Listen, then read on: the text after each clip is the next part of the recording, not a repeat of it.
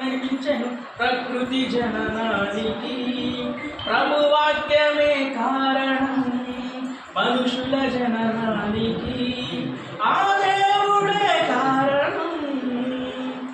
ఈ సృష్టిని పరిశీలించి ఆ దృశ్య శక్తిని తెలుసుకో. అణువణువును విభజించితే ఆ దేవుడు నాడని తెలియను.